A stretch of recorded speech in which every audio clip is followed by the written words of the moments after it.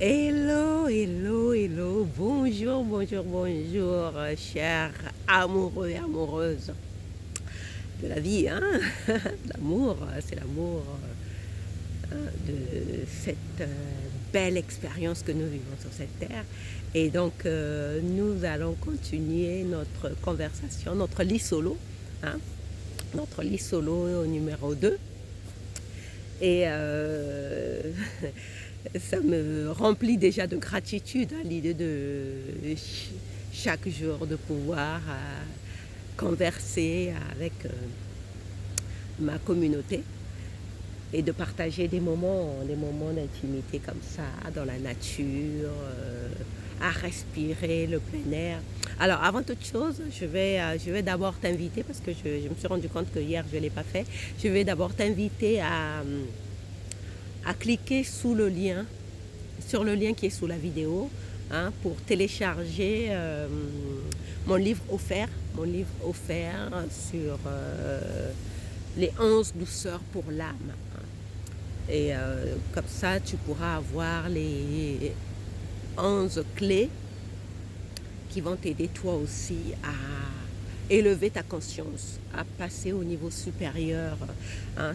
Donc justement, ça nous amène à notre conversation, notre lit solo d'hier, hein. Hier, je te parlais du fait que je suis ce que je suis et que je n'ai pas d'âge, hein, que nous sommes tous esprits, nous sommes esprits incarnés dans la matière qui faisons l'expérience 3D, donc l'expérience de la matière.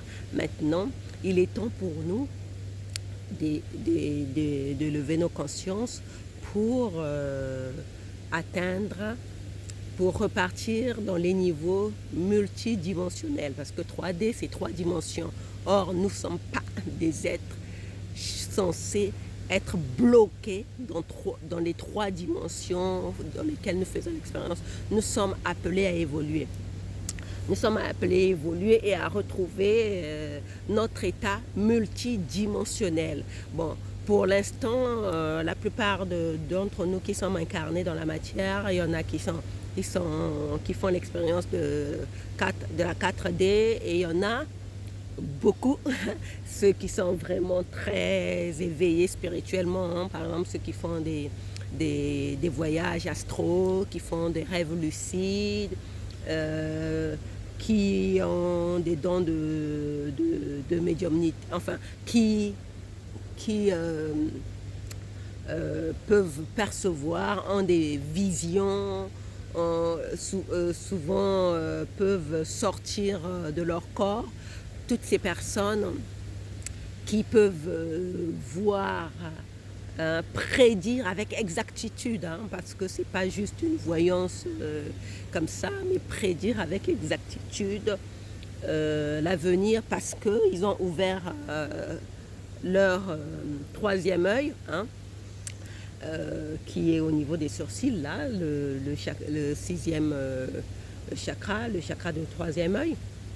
Et tout ça, c'est pas une vue de l'esprit, hein, c'est scientifique, c'est prouvé scientifiquement. Aujourd'hui, avec la physique quantique, on est en train de prouver que ce que les textes védiques appellent les chakras, ce que les cultures spirituelles, les enseignements spirituels ont appelé chakras, ce sont des centres d'énergie que nous avons dans notre corps qui permettent de diffuser de l'énergie, de la vitalité dans nos organes. Ce sont justement les différents organes que nous avons, hein, les différentes glandes, hein, que nous avons au niveau de notre corps. Mais ça, je reviendrai dans une autre vidéo, j'en parlerai en détail. Mais aujourd'hui, je voulais juste expliquer que les personnes qui ont ouvert leur troisième œil, et même qui sont en connexion, ça c'est le cas des maîtres. Ça, c'est le cas des maîtres qui ont ouvert complètement leur chakra racine et sont en contact avec leur être, totalement leur être spirituel. Ces personnes-là sont déjà en 5D, vivent déjà en 5e dimension, sinon plus. Bon, la plupart d'entre nous restons bloqués dans la 3e dimension. Et pour les éveilleurs de conscience, pour les travailleurs de lumière, comme on les appelle, hein, parce que c'est ça, un travail de lumière pour les travailleurs de lumière qui cherchent vraiment à comprendre les vérités de ce monde. Ben, ils évoluent vers, bon, la plupart d'entre ces personnes sont déjà dans la 4D et c'est travail à aller dans la 5e dimension et sinon beaucoup plus loin. Enfin, dans mon cas, je peux dire que je suis... je peux pas me situer exactement à quelle dimension je suis. Ce qui est certain, c'est que je m'intéresse beaucoup, beaucoup, beaucoup aux lois de l'univers, le fonctionnement de l'univers, le fait de sortir de la matrice. Hein. Ça c'est quelque chose qui m'interpelle aussi, sortir de la matrice, parce que la première fois que j'ai vu le film Matrix, je l'ai trouvé super. Mais comme c'était un film de science-fiction, il y a 20 ans de cela, hein, moi je me souviens, justement j'étais venue en vacances à Toulouse à l'époque, je vivais à Paris, c'était en 1999, j'étais venue à Paris en vacances et le film Matrix était sorti, on est allé voir ce film au cinéma, c'était tous les effets spéciaux, c'était extraordinaire. Bon, moi à l'époque j'avais pas trop, comment on appelle, j'avais pas trop aimé, on va dire ça comme ça, j'avais pas trop aimé parce que j'étais pas très branchée science-fiction à l'époque. Hein, Comme quoi les gens évoluent, hein. Les gens évoluent, changent totalement. Et ça me fait ouvrir une autre parenthèse pour ces gens qui ne veulent pas changer, qui se disent je suis comme ça, je ne peux pas changer. Je trouve ça d'une bêtise, c'est tout simplement, il faut appeler un chat comme un chat. Hein? Un chat. Je trouve ça d'une bêtise de dire que je ne peux pas changer. Non, dis plutôt je ne veux pas changer. Mais tu peux changer parce que c'est la loi de la nature est changement. Hein? Là, comme disait un sage, je ne sais plus qui l'a dit, la seule chose qui ne change pas dans ce monde, c'est que tout change. Que tu le veuilles ou pas, hein, comme disent les Canadiens, veux pas. Tu vas changer. Tu vas changer. La preuve, c'est qu'avec cette pandémie, beaucoup de gens ont été obligés de changer leur façon de vivre.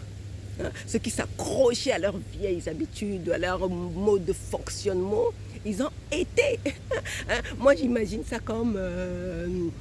parce que pour ma part, j'aime pas personnifier Dieu, hein, parce que pour moi, Dieu est esprit, mais j'imagine Dieu en un géant, hein, un grand géant qui est venu botter le cul de toute l'humanité en leur disant, il est temps de vous réveiller. Hein. Il est temps de vous réveiller. C'est quoi ça? Vous avez trop dormi. Hein? C'est bon là, c'est bon. Allez, réveillez-vous. Il a donné un grand coup de pied au cul à toute l'humanité. Je suis désolée d'être vulgaire, mais c'est le seul terme qui me vient à l'esprit. Hein. Rappelons-nous que ce sont des conversations en toute intimité, en toute simplicité que je partage ici.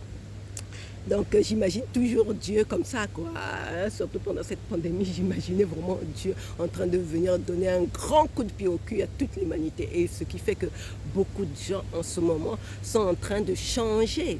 Hein, donc dire que je ne veux pas changer, je ne peux pas changer, c'est d'une bêtise. Hein, c'est une bêtise monumentale. C'est la seule réalité en ce monde, c'est le changement. Tout change, tout. Nos cellules, d'ailleurs nos cellules, tous les jours, il y a des millions de cellules qui meurent tous les jours et il y a des millions de cellules qui sont régénérées. Donc tout change. Tu n'es pas la même personne hier et aujourd'hui parce que tu as régénéré tes cellules pendant la nuit quand tu dormais et même dans la journée. Donc, c'est pour dire que donc je parlais de Matrix, oui. La fois où j'ai regardé Matrix, ça m'a pas intéressée parce que c'était la science-fiction. Et depuis que je travaille sur moi, je réalise que ce que je prenais pour de la science-fiction était en fait une réalité. Était en fait, regarde pendant le film de Matrix.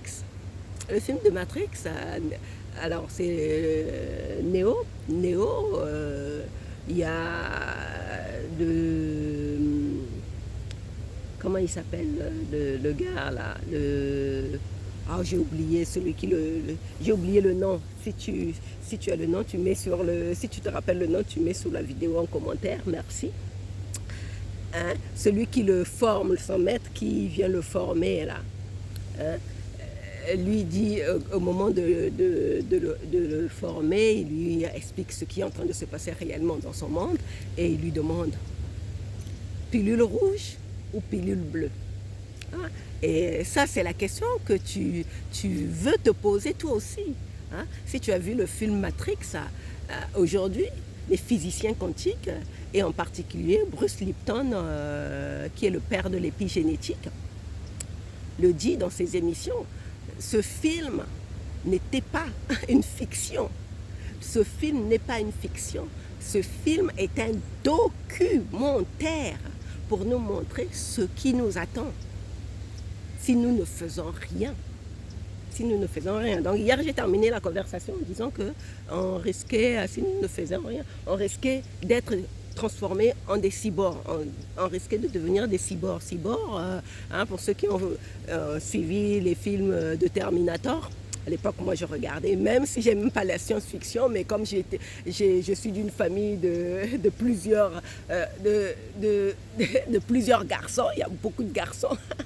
La dernière fois, je disais que j'étais d'une famille de 12. Mon père a eu 12 enfants, donc il y a plus de garçons que de filles. Donc les garçons, tu sais, ils aiment les fictions, les films d'action, de science-fiction. Donc comme on regardait tous la télé ensemble, forcément, soit tu veux regarder la télé en famille, soit tu vas t'enfermer dans ta chambre. Donc du coup, je regardais beaucoup de films de science-fiction et Terminator faisait partie de la trilogie des films que mes frères aimaient regarder. Et on parle de cyborg. Cyborg, c'est quoi? C'est moitié humain, moitié robot. Et tel que la science conventionnelle a évolué jusqu'aujourd'hui, avec toute cette chimie qu'on nous a mis dans le corps, et aujourd'hui avec ces vaccins, ces nouvelles technologies, ces nanopuces, enfin bref, tout ce qui est en train d'être mis en place, qu'on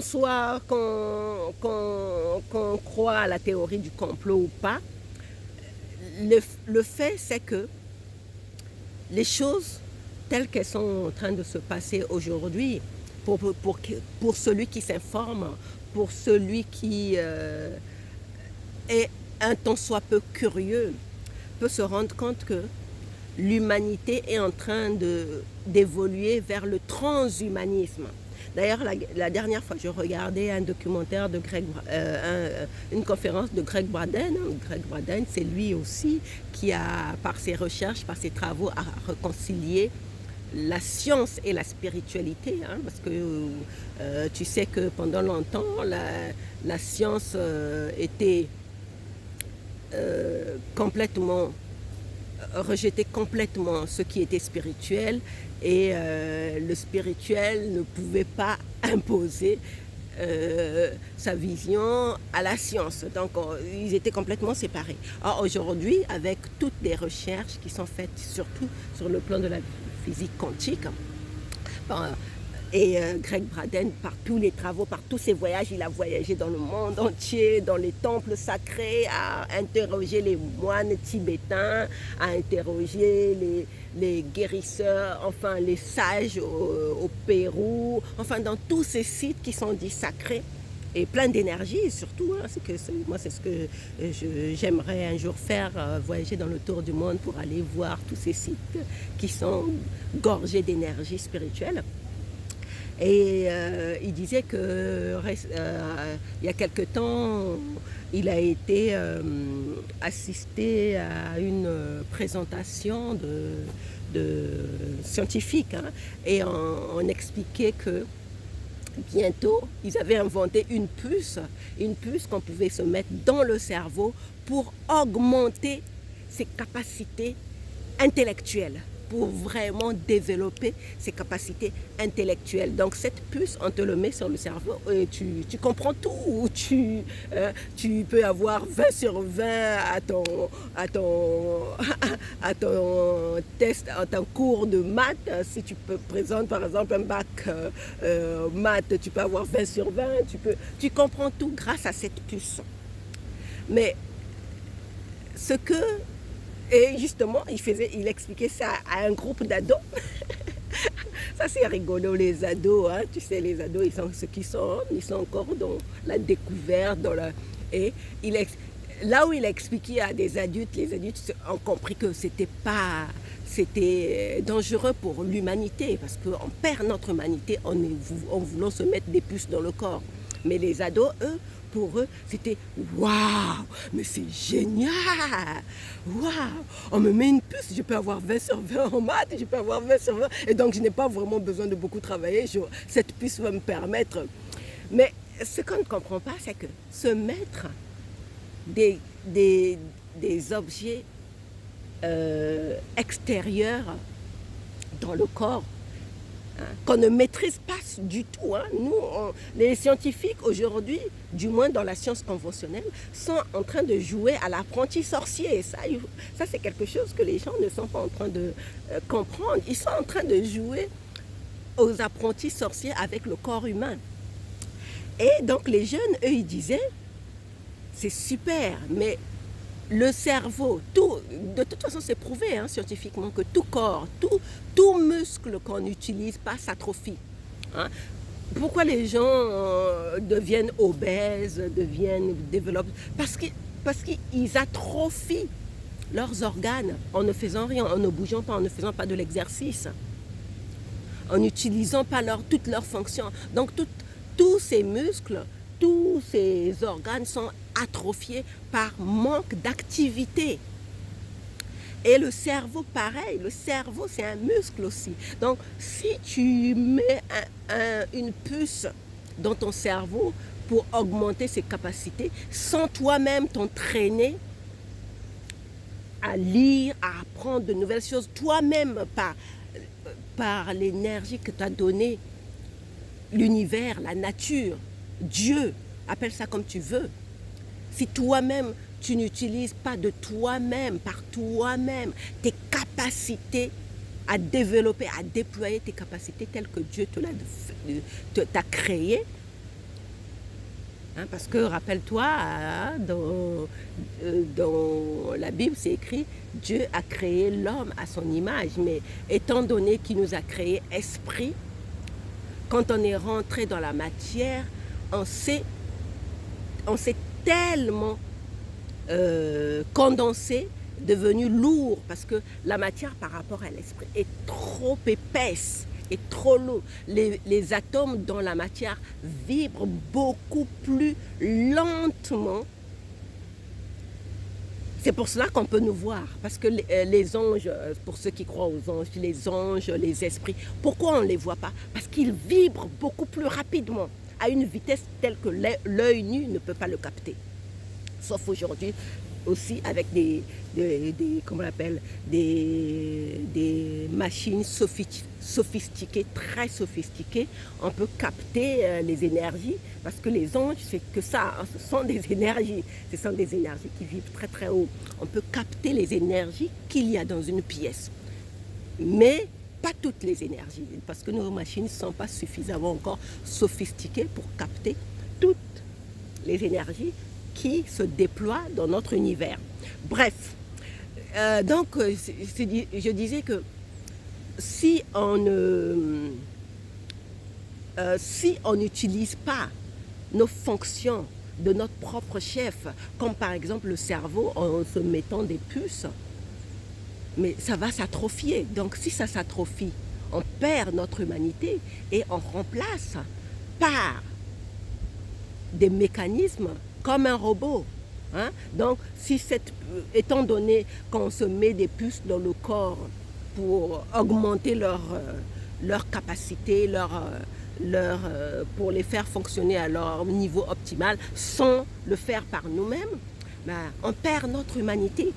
Donc, ce qui se passe aujourd'hui, Bon, cette conversation devient trop scientifique, hein, mais bon, c'est parce qu'en ce moment j'étudie la physique quantique et les neurosciences que ça déborde là sur ça. Mais bon, gardant le côté inspiré de la conversation, je disais que ça, si on n'utilise pas nos muscles, notre corps tel que nous avons prévu, la nature a prévu qu'on l'utilise, mais nous allons devenir des cyborgs, mi-humains, mi-robots. Et moi, ça m'interpelle parce que c'est vers ça, si on ne fait pas attention, c'est vers ça qu'on se destine. Et je parlais de fiction, je disais qu'à l'époque, je n'aimais pas la fiction. Je n'aimais pas les films de science-fiction, mais aujourd'hui, je suis féru. Je dévore les films de science-fiction. Et donc, j'ai re-regardé Matrix. Et justement, dans Matrix, comme disait le professeur Bruce Lipton, hein, docteur Bruce Lipton, enfin je ne sais plus s'il est professeur, si il est professeur parce qu'il enseignait à l'université, donc il est professeur. Il enseignait les sciences justement à l'université du Wisconsin et de Portland. Et donc il disait que ce film Matrix n'est en rien du tout de la fiction, c'est un documentaire qui montre vers où l'humanité est en train de se destiner. Et si nous ne faisons pas attention, nous allons tous devenir des robots téléguidés à distance. Donc c'est à nous de reprendre notre pouvoir, qui nous a été donné par Dieu, par la nature, par l'univers, de prendre conscience de ce qui est en train de se passer, hein, sous prétexte de comment on appelle, de traitement contre une maladie. Hein, on est sur le point de nous pucer tous, de nous mettre des puces dans le corps, enfin bref, de nous faire perdre notre humanité, parce que nous-mêmes, nous avons perdu notre pouvoir, nous avons perdu cette capacité de nous soigner tout seuls, de régénérer nos cellules en prenant soin. Hein, en prenant soin par des méthodes simples, comme j'ai dit dans la conversation d'hier, je disais que moi je mange sainement, je fais de l'exercice, je lis beaucoup, je bois beaucoup d'eau, je médite tous les jours et je prie aussi dans ce que j'appelle la prière scientifique. Hein. Je prie aussi, j'ai conscience qu'il y a des forces bienveillantes qui nous entourent, qui nous veulent du bien, donc je les invoque, je les appelle pour m'éclairer, pour me guider. Chaque jour, je ne me lève pas. Hein, je ne me lève pas sans remercier le divin. Hein, sans remercier le divin, sans m'en remettre, justement, sans m'en remettre à Dieu. Parce que oui, Dieu, quand je dis Dieu, c'est pas Dieu de la religion, Dieu de la Bible, parce que ce Dieu-là, il a été galvaudé. Hein, on lui a enlevé son pouvoir. Bon, ça va être un autre sujet de discussion aussi. Mais moi, quand je parle de Dieu, c'est pas le Dieu clérical, c'est le Dieu univers, invisible. Hein, cette force, le grand tout, voilà, le grand tout qui est à l'origine de tout et qui n'a pas de sentiment humain pour se mettre en colère et nous punir de nos péchés. Je ne parle pas de ce Dieu. Et ce Dieu qui est tout amour, amour pur, mais pur. Celui-là, moi je lui parle tous les jours. Je l'invoque, je le remercie, je lui demande de m'éclairer, je lui demande de me guider, je lui demande de me protéger aussi. Je lui demande de me protéger parce que, justement, de moi-même. Comme disait Jésus, hein, Jésus pour moi c'est le grand enseignant, c'est le plus grand enseignant avant depuis 2000 ans, hein, on va dire ça comme ça, hein, depuis 2000 ans, hein, n'en déplaise mes compatriotes kémites et autres. Pour moi, Jésus, c'est un enseignant, c'est un grand enseignant. Bon, n'en déplaise aussi aux chrétiens qui m'écoutent. Hein. Pour moi, c'est pas l'unique fils de Dieu. Et d'ailleurs, lui-même, quand les Romains l'ont arrêté, hein, et en l'accusant de se prétendre être fils de Dieu, il leur a dit quoi? C'est vous qui le dites. Lui, tout le temps qu'il a enseigné, il s'est toujours appelé fils de l'homme. Je ne comprends pas pourquoi cette folie de vouloir en faire le fils unique de Dieu. Et ça aussi, je l'expliquerai plus tard dans une conversation parce que ça aussi, ça a été organisé. Hein, ça a été organisé, décidé par un petit groupuscule de gens. Hein, du moins à l'époque où c'était l'Église qui dominait le monde, ça a été décidé par un groupuscule de personnes qui ont décidé de diviniser cet enseignant qui était tout comme tous les autres enseignants qui ont existé avant lui. Hein, tous les grands enseignants comme Élisée. Élisée, c'était un grand maître dans la Bible. Hein, en s'en tenant qu'à la Bible. Hein, en s'en tenant qu'à la Bible. Élisée a ressuscité les morts, a guéri les malades. Pourtant, on n'en a pas fait un Dieu. On n'a pas dit que c'était le Fils unique de Dieu. Moïse, il a délivré son peuple. Hein, et Jésus, pareil, Jésus, il est venu clôturer tous ces enseignements et remettre un ordre de l'amour, y mettre l'amour, parce que dans l'histoire de la Bible, quand on lit la Bible, il y a beaucoup de cruauté, il y a beaucoup, surtout la loi de Moïse, c'est œil pour œil, dent pour dent, il y avait beaucoup de violence. Donc, les gens avaient une pratique, une compréhension de Dieu qui était encore ancrée dans un niveau de compréhension tel que la violence était partout. Donc Jésus, lui, il est venu y mettre de l'amour, y mettre du pardon, y mettre de la douceur. Et pour ceux qui lisent, moi j'ai beaucoup lu les enseignements esséniens, hein, en l'occurrence de Daniel Meroy, les livres de Daniel Meroy, Jésus était un homme doux, il était d'une douceur, une douceur mais divine, on va dire ça comme ça. C'est pour cela que moi j'aime bien parler de Jésus, mais Jésus pas en tant que fils unique de Dieu, parce que nous tous, nous sommes des fils de Dieu. C'est écrit dans la Bible. Il faudrait que je retrouve ce passage-là, comment on appelle, ce psaume, ce passage biblique qui le dit. Et même Jésus lui-même, dans son enseignement, il a rappelé, hein, je ne sais plus si c'est dans Matthieu, ou quand on l'accusait de quelque chose, il a dit, mais je suis le Fils de Dieu, mais vous aussi, c'est écrit dans vos Écritures, vous êtes des dieux. Donc, moi, personnellement, je me refuse à invoquer un culte à Jésus en tant que Fils unique de Dieu. Et lui-même aussi, s'il était vivant, il refuserait. Parce qu'il considère que nous tous, nous avons... Et d'ailleurs, il a dit à ses apôtres, dans un de ses enseignements, quand Pierre et ses autres apôtres ont été incapables de chasser les démons, hein, quand ils ont été incapables de chasser les démons, qu'est-ce que Jésus leur a dit? Homme de peu de foi. Homme de peu de foi. Ne savez-vous pas que ce que je fais, vous pourrez le faire et encore et même bien plus que ça. C'est juste une histoire de foi. Cette histoire de Jésus qui est Fils de Dieu, c'est juste une histoire de foi. Jésus, il a été l'exemple, il a montré le chemin. D'ailleurs, il le dit, je suis le chemin, la vérité et la vie. Mais ça ne veut pas dire que c'est lui seul. Il a montré le chemin. Mais on veut le suivre parce qu'il a été l'incarnation de l'amour, de la bonté, du pardon. Mais ça ne veut pas dire qu'il est le seul à pouvoir le faire. Pour ceux qui s'intéressent un peu à la spiritualité et aux enseignements spirituels, il y a beaucoup d'enseignements où on parle des gens qui ont ressuscité les morts. Dans la science chrétienne, on parle des résurrections. Des gens qui ont ressuscité des morts, qui ont guéri des malades. J'ai même lu un enseignement où quelqu'un a fait repousser une main d'une personne amputée.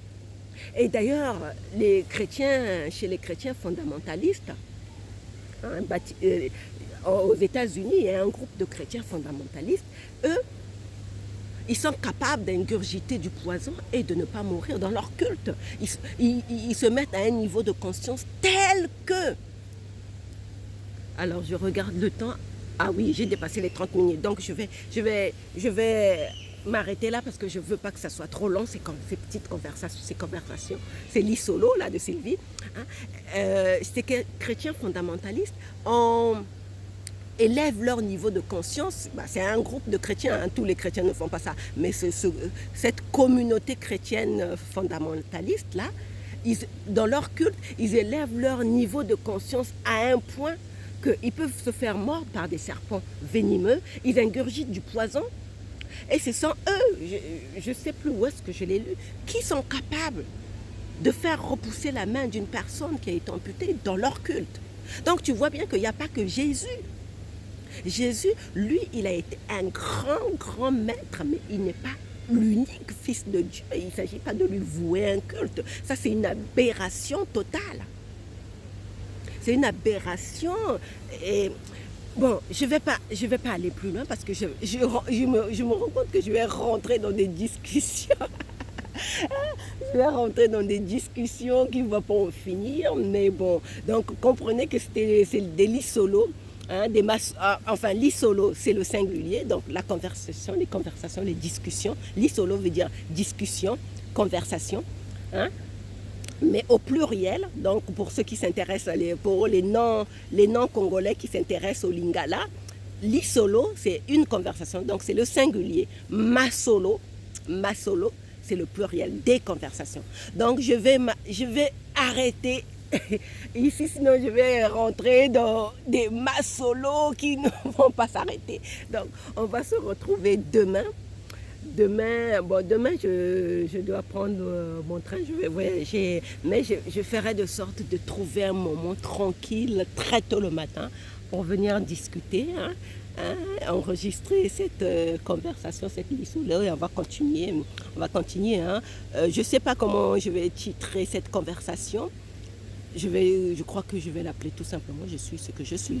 Enfin, dans tous les cas, si cette conversation, tu l'apprécies, si tu apprécies ces conversations de Sylvie, je t'invite à partager autour de toi, à laisser un commentaire. Et puis, tu peux m'aiguiller sur ce passage de la Bible qui dit que vous êtes des dieux. Tu peux aussi me donner une piste. Tu peux mettre un commentaire pour me dire quel est ce passage. Moi-même, je vais aller chercher, mais tu peux me dire. Et puis,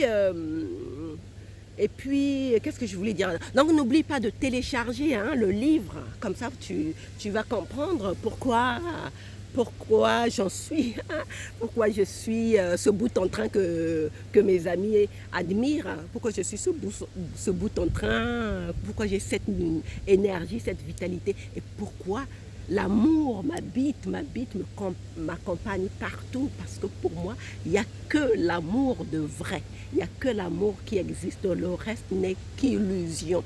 Donc, chassons la peur et restons dans l'amour. Et je vais terminer, là je vois que je suis à 33 minutes, je vais terminer en te donnant cette phrase que j'ai tirée d'un cours en miracle qui dit ceci. L'amour parfait bannit la crainte. S'il y a peur, donc la peur vient de la crainte, s'il y a peur, c'est qu'il n'y a pas d'amour parfait. Mais comme seul l'amour parfait existe, si il y a peur, c'est qu'elle induit une situation qui n'existe pas. Ça veut dire que la peur est une illusion. Donc, seul l'amour existe. Allez, bisous, ciao. Ciao. À demain.